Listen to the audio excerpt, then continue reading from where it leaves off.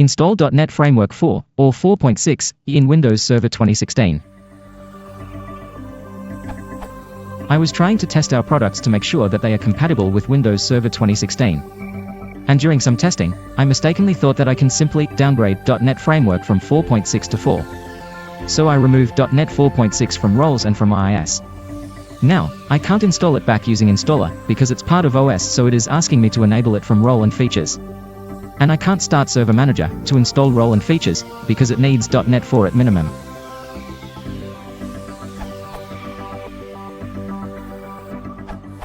So I am stuck. Do I have any other option than reinstalling OS? I have spent so much time testing this system, I would rather not do it if possible.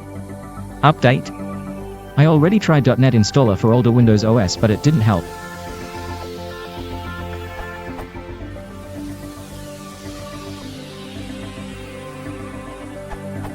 Try to install .NET offline using DISM like in this example for .NET 3.5. Type the following command. DISM/online/enable feature name column next 3/source column d column \sources \sxs and then press enter. It take a while, and when the process has finished, close the PowerShell windows, then go to check the exact Windows features must be installed successfully. Thank you at Jacklock for this comment. So based on your suggestion, I enabled feature called netfx 4. Since it was already installed, I didn't need to provide source of it. So my command looked like DISM/online/enable feature name column netfx 4/all.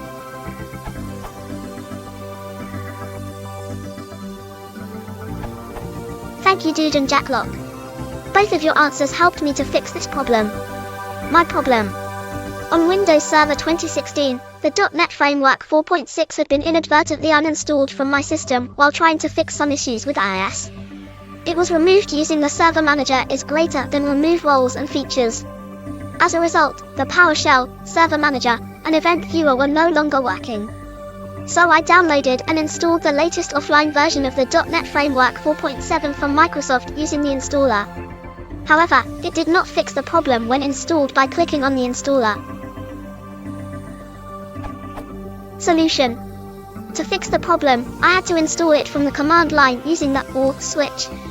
I unzipped the installer to a folder, and here is the command that I used to install it.